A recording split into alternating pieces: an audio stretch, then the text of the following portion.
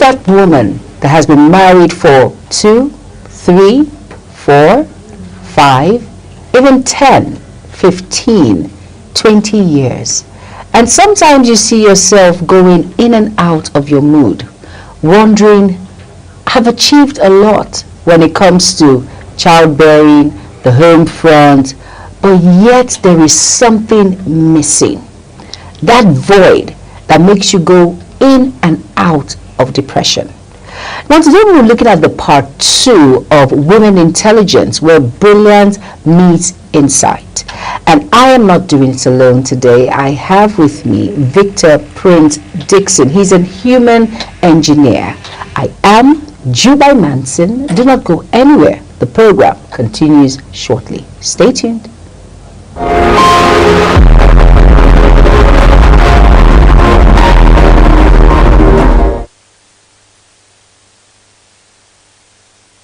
You're welcome back, and if you're just tuning in, this is Insight Today on Global Television, and it's great to be here. Friday was a part 1 of this amazing topic, Women Intelligence, where brilliance meets insight. And like I mentioned before, I'm not doing it here alone, and the individual, my guest that was here on Friday, says we have to do the part 2 because we need to finish up, because a lot of women need answers to their questions. And Victor Prince Dixon, who is a human engineer, is here with me in the studio. Good afternoon, Mr. Prince. Thank you for having me for this second edition. It's great to have you. It's great to have you on the program. Thank you. Now let's quickly delve into it because of our time and because I really need you to throw insight when it comes to women intelligence, where brilliance meets insight. You know, some women out there who have been married for a long period of time. Some will tell you 15, or let's say 10, 6, 5, and the next thing you know, their morale starts to drop. They get angry easily, and they're wondering, what is making me feel so angry, jittery, or I feel everything around me just irritates me at this point? Is it because they feel they can actually do much more as a woman than fulfilling the dream of marriage, childbirth, being an amazing wife to an incredible husband, a beautiful home, cars, but there's just something missing and she doesn't know? Yes, I agree with you. You see, the thing is, everybody coming on earth has an assignment, has a purpose. So the universe invests in you, right? Gives you the blood, the energy, the beauty, and everything. So there are some things you're supposed to give back to the universe. So after a while, the universe evaluates. Have you done enough based on what you've been called to impact, to propose, to bring value to the universe? So if you don't, that's when, you know, what you just described happens.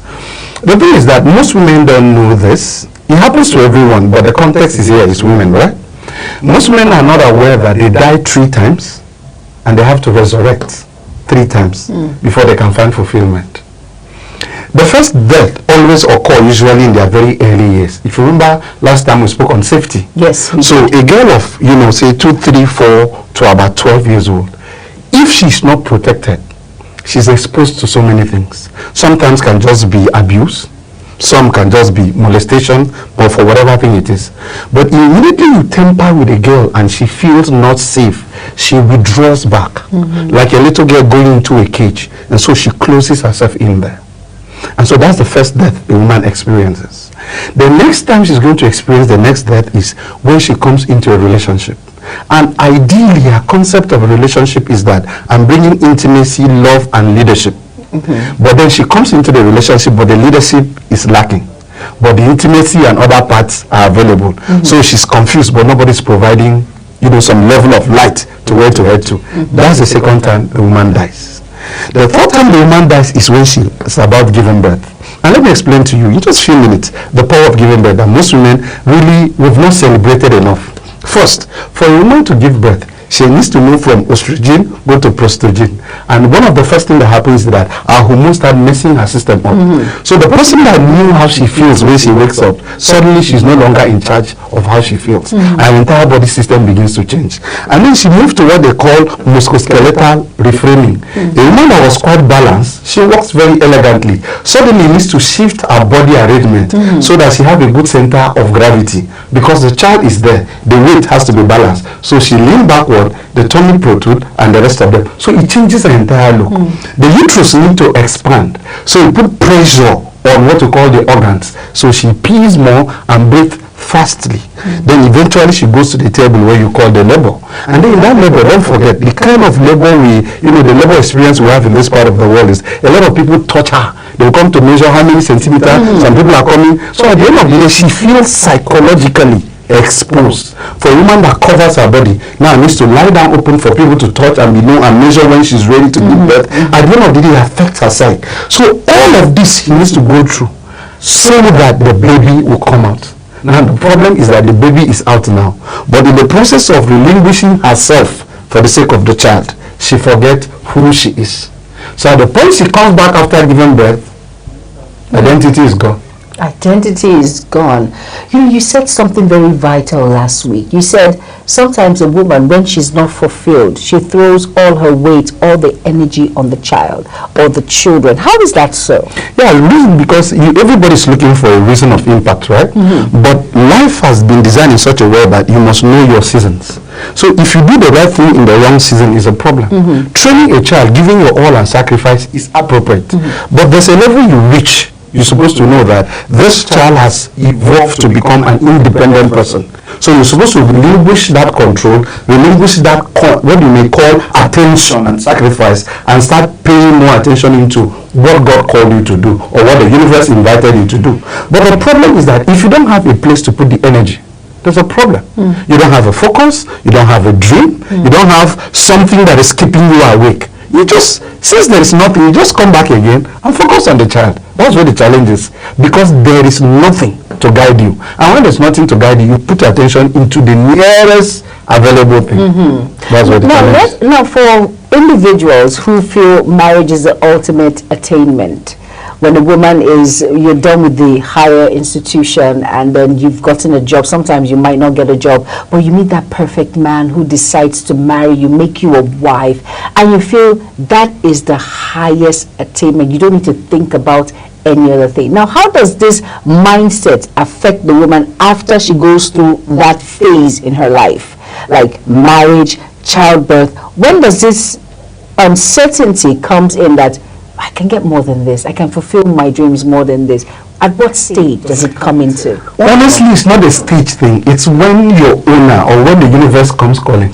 Really? Yes, it can come at any point in time. Okay. The universe can come calling, and when the universe is coming, it's coming when you are lying down alone. It's not with people. You just lie there, just hear, this is not enough, there should be more. And that is where, you see, this is where the problem is. Sometimes we enter into what they call corrective processes rather than preventive processes. Corrective processes are difficult to handle. Preventives are better. What is preventive? Preventive is that as a young girl, already you know this matters. You know that you have a dream. You know you have a picture or things you want to do. So the charming man comes. That's the point of discussion. If you notice in context, why do you think they call it proposal? Every man can only propose to a woman. It is the woman who accepts. Just the way you drop a proposal, until the proposal suits your timeline, suits your dreams and visions, that is only when you agree. So nobody forces it on a woman, ideally, but the challenge is that most women do not know what they want. So they just enter into the marriage in the name of the marriage. At the point they start having an idea of what they want, they start insisting on wanting that. At that point, the conflict of, but we didn't discuss before we start this journey comes up. Now, I want to ask another crucial question. Now, a woman decides, she marries an understanding man, for instance, and she says, like you said, the universe comes calling. And then at that point, she realizes that, okay, wait a minute, I can get more, I can achieve more. I'm more than this. I'm more than just giving birth, taking care of the home front, doing all of that. I need more. And at the cause of finding more, there is conflict. Because most women that decide to go find more end up losing their marriage, thinking of who to pick at that point. So what happens then? Yeah, the challenge is that you can't use a problem to solve a problem. Okay. Most times who have issues, you use a problem to solve a problem. First, for you to understand that there's a challenge of needing more, you must be able to separate between not having a fulfilled relationship and needing more. They sound like the same, but they are not necessarily the same. Yes. And if you understand the logic of emotions, there are like 43 emotions that will play around. There is sadness, there is fear, there is anxiety, all of them playing around here. So you have to distill to know which one is driving me. Am I being driven out of being not happy in a marriage or in a relationship? Am I driven because I need something extra? If you need something extra, that's where communication comes up. You don't just wake up and insist. That was not the agreement. So what do? You sit down and say, look, let's talk. I am no longer happy as I used to be. I don't have issues with the way you treat me. Honestly, I am happy. I'm happy with your children and your provision. But you see, sometimes when I lie down, I get to realize I can do more. And because I'm not doing more, I feel haunted. So I need your help to know more. So with that kind of conversation, it's easy now to scale it more. But when you come from the place of anger, when you come from the place of I'm not just happy, and then you come, see, let me tell you, see this thing, I am done. I'm not just happy. And therefore, that's what I'm saying, you can't use problem to solve a problem. Well, you know what, Prince, some women, that is the focus. Some women use the problem to solve the problem. Because we're not teaching them. But the truth is, some women, I've seen, I think it's common with all women. Nothing might be wrong, but we just get angry, we're just upset, or something he has done maybe 2 years ago. Just leverage another life. Let me explain something. I teach emotional intelligence, and this is it. Okay, do your left hand this way if you can. Let me just teach you something a little bit fine. Okay. This is the brain, the human brain, in the most simplified form. Okay. Here you have what you call the autonomous brain. Okay. Here you have what you call the prefrontal cortex. Then when you carry it up here, you have what they call amygdala. This is the guy that controls emotion. And the guy that controls emotion only have 3 ways of controlling emotion. Can I put my hand down now? Yes. Either you fight, you freeze, or you run. Okay. So the problem is that you cannot handle a very intellectual, logical process with an emotional outburst. But Prince, I think sometimes that's how we're wired. No? Some. I would tell you for free. Sometimes we want to pass our message, and it feels as if our partner or spouse doesn't understand what we're trying to say. So we always pushing an argument. What is wrong with you? So that we start. That very little, of course, he might say it subtly, and he might say no, and then the next thing you pick it up from there. As in, this is war. What are you talking about? You can't stop me from the who I want to be, and then the trouble begins. Are you a joy killer or what? Number one, let's clear the air. Women are not wired to be just emotional. That's not true. Really? That's been a lie that has been sold for that is what we see. That's how we act. Some of us. Thank you. I like the fact that we're beginning to change that language. Some of us, yes. Because we're going to see very women that are extremely very logical, very critical, very sound. They will say, let's come to the table, bring your point, I bring my point, right? There are people who do that. Then number 2, let us also agree the fact that most men too are not prepared for this discussion. Exactly. We cannot deny that fact. I was coming to that. Some men, that's why that's why this is called woman intelligence. If you notice, it's supposed to be a curriculum. Men are supposed to be taught on how to respond to women.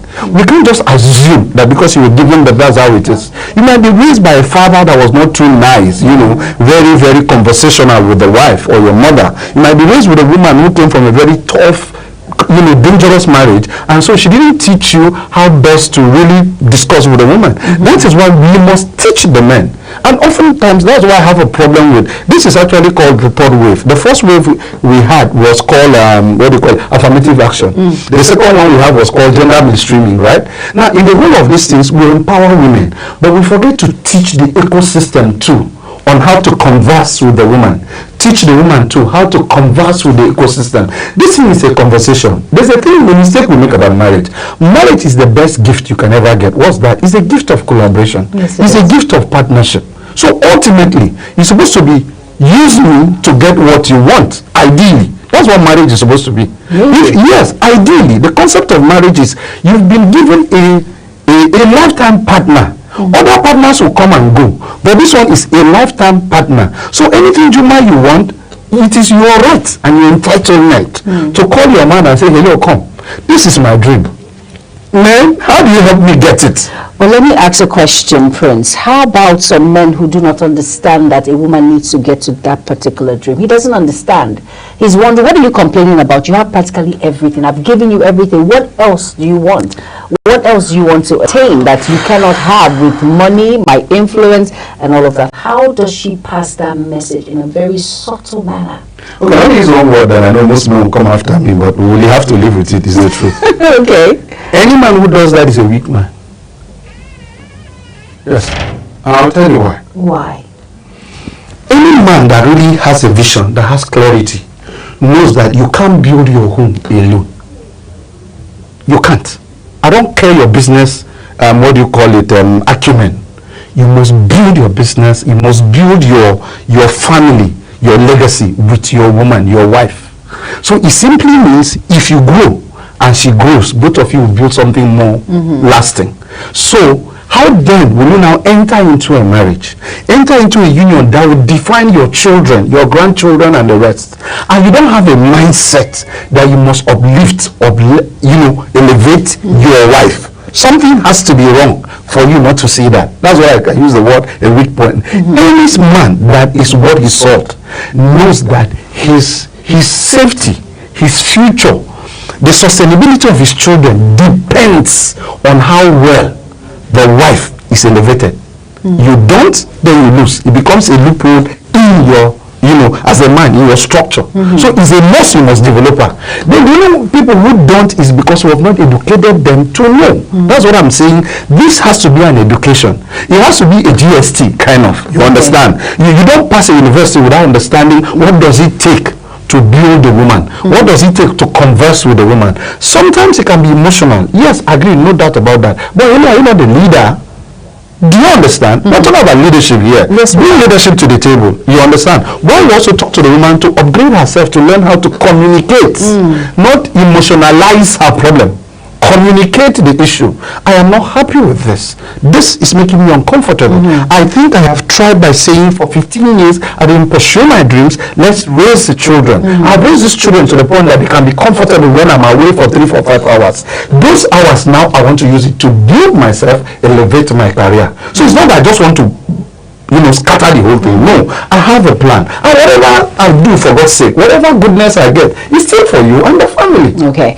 All right. Whatever goodness she gets is for the good of the family. Now, at this point, we're going to go on a very quick break. Then I'm going to ask Prince, does it have to do with a degree, a qualification, or other means of a woman finding herself that emotional intelligence when it comes to a woman's brilliance and the insights attached to it? Do not go anywhere. It's Insight Today on Global Television. Stay tuned. That human angle topic on family, marriage, peer pressure, drug and substance abuse, societal issues, women and children, and so much more.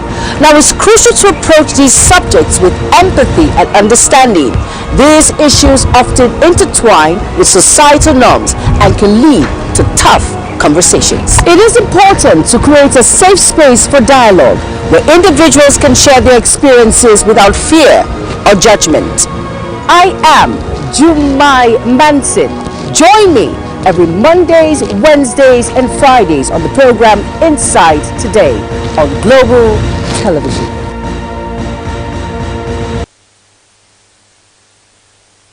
Welcome back, and if you're just tuning in, this is Insight Today, and today we're delving into a very sensitive topic. It's all about women intelligence, where brilliance meets insight. And if you're wondering, Juma, what are you talking about? It's all about a woman who has been married or is in a relationship and she feels empty at the years in that particular relationship or marriage. She feels there's something not right. There's something I can do much more for myself, as in it's not all about having children or being in that marriage, a very beautiful marriage, or it could maybe beautiful or not beautiful, it doesn't matter, but at the same time there's just something missing, something that's that needs to be filled in that woman's life, and that's where women intelligence and where brilliant meets insight. And like I mentioned before, I am not doing it alone on the program. Victor Prince Dixon, who is a human engineer, is here with me live in the studio talking about this very interesting topic. And I want to say something. What happens when the woman is not educated? Can the universe come calling at that point? She has been in this marriage for 15 years, and at what angle does the universe come calling? It comes calling all the time. Really? Yes. You see, sometimes we mistake the word educated and then sum it up to be the woman is not intelligent. She's not smart. No, every human being has a mind, and the universe uses the mind as your reception point. The universe will transmit, the mind will receive. So at every point in time, there is that conversation. You can converse with the universe without education per se, but this is what education does. Why it is very critical. It's not something you wish away. Is that, you see, for you to be able to, respond, you need to be able to develop what you call your skills, develop your talent and your gift into skills and competence. So the essence of education is that you are provided with more data, more exposure to interpret the challenges. So for instance, if you don't know how to interpret the challenges, how do you divide, how do you separate between when you're not happy with your husband and when it is the universe calling? You should be able to separate that. You should be able to know what you call my burden, which you call the passion for life. This is what I've been called for. This is my purpose. And that's why the most dangerous thing that can happen is that if a woman does not know her purpose and she gets married, that's disaster about to happen. You can be arguing what will come out of it. Blame the man, blame the woman, blame the society. That's your business. That's the secondary cause fair. The real cause fair is that if she gets it wrong at that onset, if you know your purpose is easier. If you don't know and you're humble enough, you can also learn. Life has made in such a way that everybody has a gift. It's called the given, the gift of second chance. Everybody gets it. Well, wait a minute, Prince. How do you differentiate or separate the two when it comes to the universe is calling and I'm not happy in this marriage? Well, you see, that's what knowledge is. That's what we say. What are the signs? What are the signs? Okay, fine. The first sign is that the man does something to you as a person. That's a relationship. There's a problem, so we have to fix it. That's a relationship problem. Okay. But there is no problem, and I'm not happy. It means something deeper is calling you. Okay. I don't know you understand the difference. No.